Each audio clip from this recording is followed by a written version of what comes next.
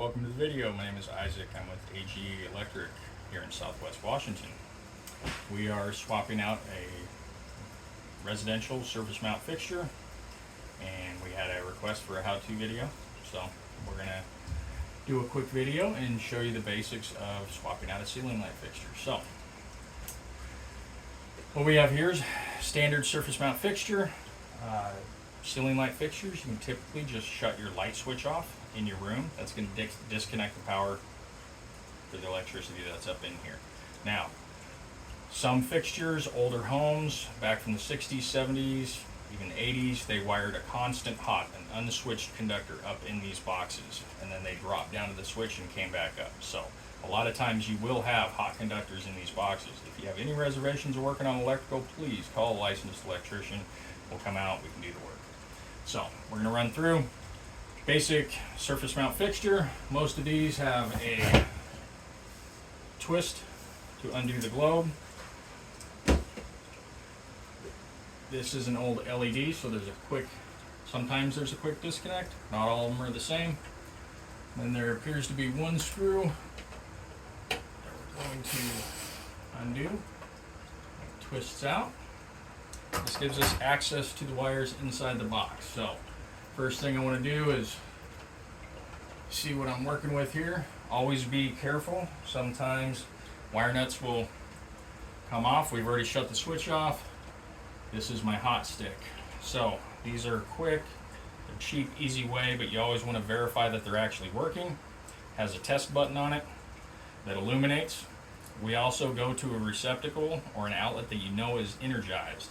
You test it to make sure it picks up the power. Then you come up here and it's checking that this is dead. You can turn it anywhere inside the box. That light is not coming on. This is a non-contact voltage tester. $20, $30 down at your big box stores or your electrical wholesalers. So what I'm doing here, now that I've verified it is off, trying to get access to the wires. Everything's staying on, staying put. So, again, when you're disconnecting things, again, double check it one more time.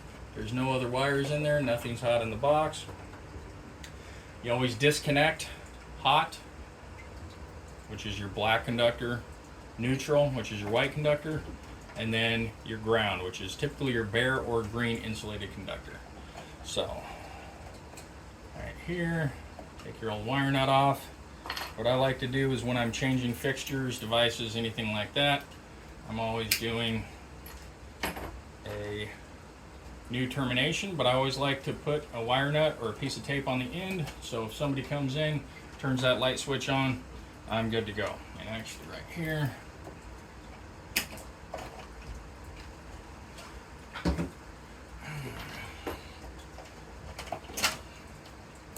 like I said, that one pretty much just fell right off. But I take the older wire nuts, get them out of my way. So when you're working on a fixture, typically you're always just concerned about the black, but you can get into homes where people that did not understand what they were doing. It's always good to safe off both your wires, hot and neutral. Okay, so it looks like this fixture was painted around.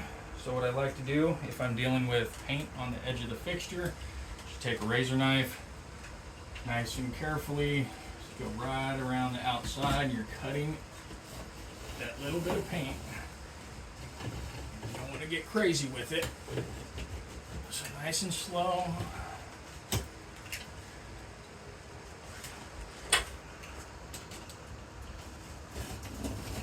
There we go.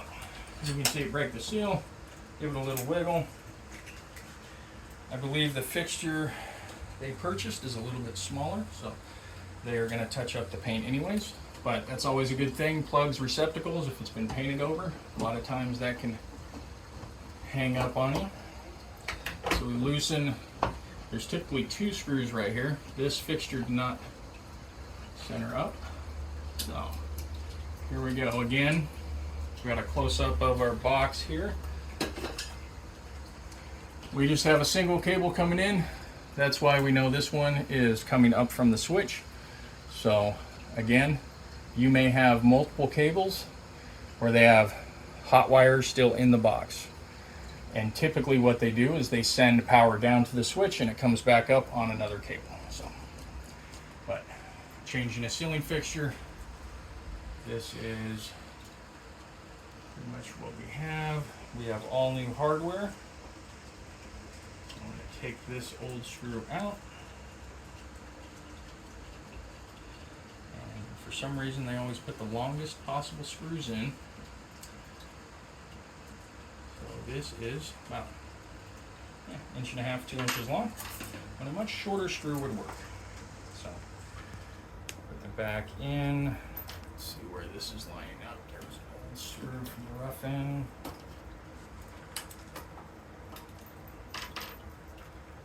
Let's see where this is going. A couple of additional screws off to the side.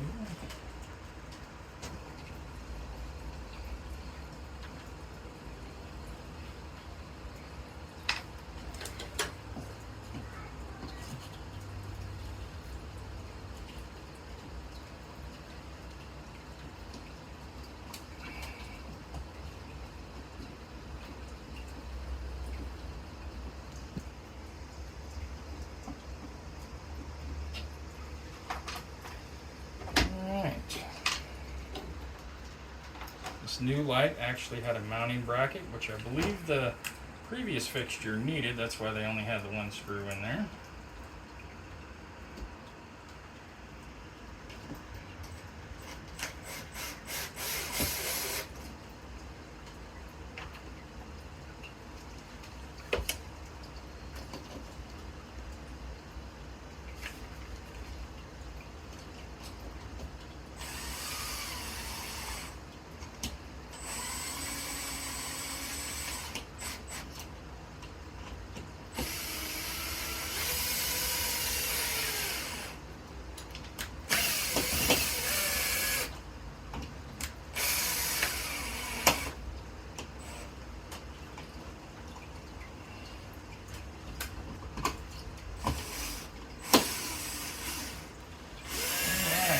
Some of these old boxes, they were referred to as Bakelite boxes.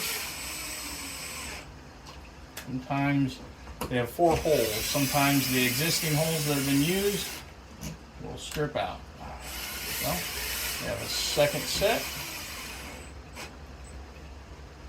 Snug it up, nice and tight.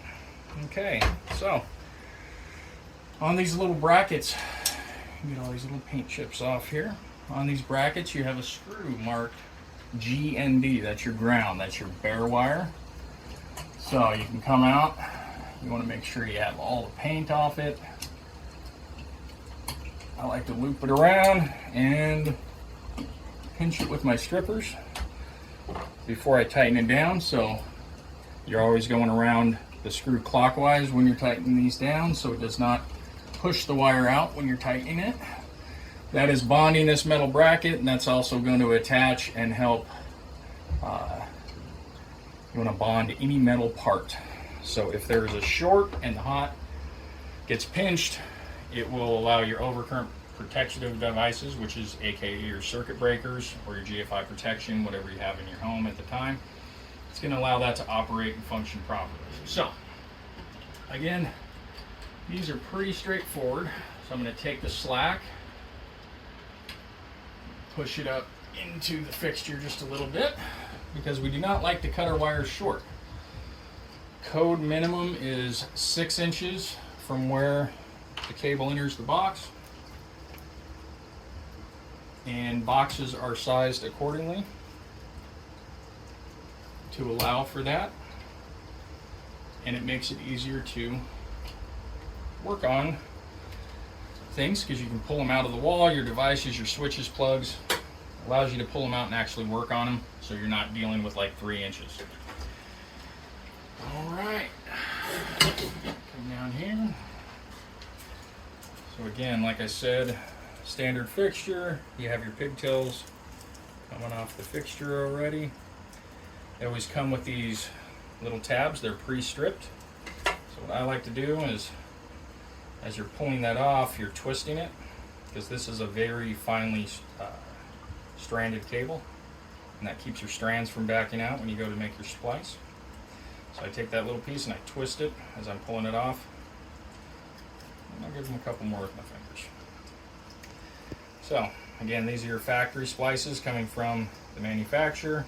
Everything looks good. Doing your pull tests, looks like they even put heat shrink around their wire nuts.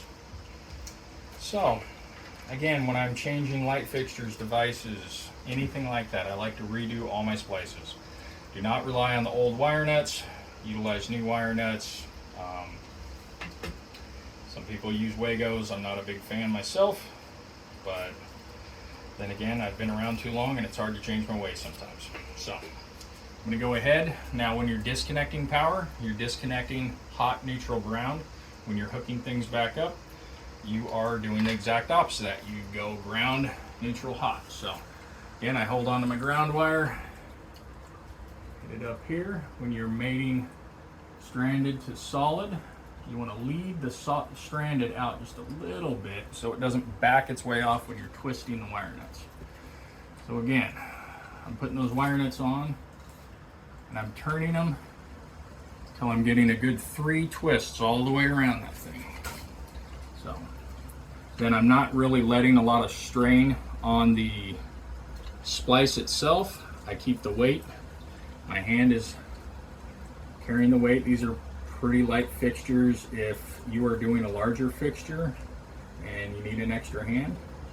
A lot of times, like ceiling fans will give you a bracket that you can hang the weight of the fixture as you're making the terminations, making the splices.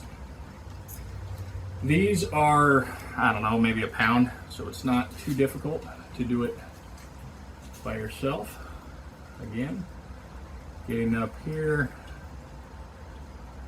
leading off these stranded conductors just a hair from the solid house wiring.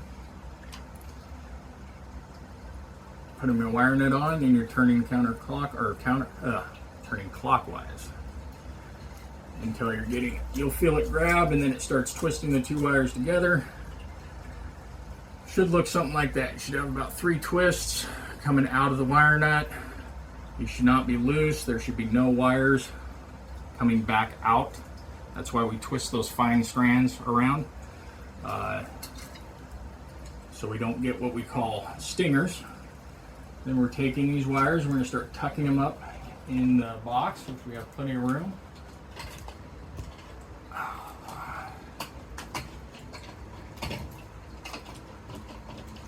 I like my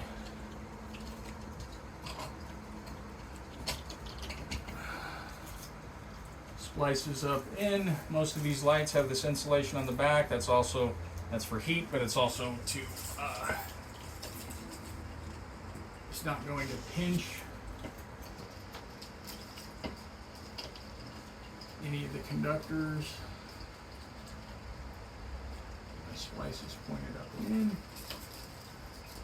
This is the tricky part here.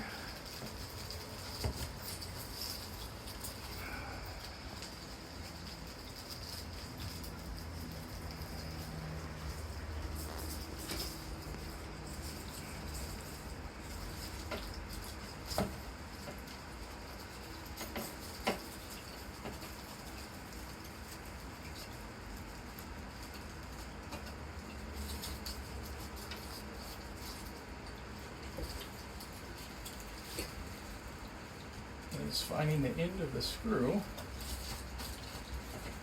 in that hole. There you go. So we got the screws. You give it about a, I don't know, about a 1/2 inch turn. I should probably use the power drill since it's right here.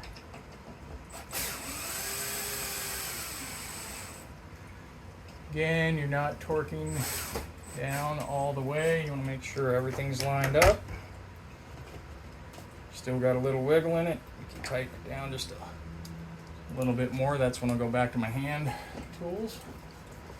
Because sometimes it's very easy to over tighten, to strip a screw, to break something when you're using power tools. So And we got a nice crescent paint patch to do. That was because the other fixture was actually installed improperly and only had one screw, and it was offset of the electrical box. So at this point, we are fastened up. Let's go ahead.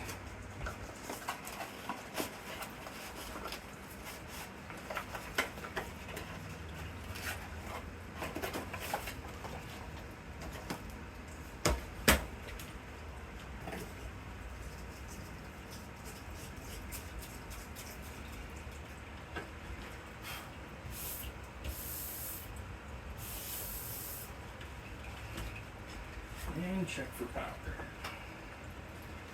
Alright, like I said, you got your switch, that's your disconnect.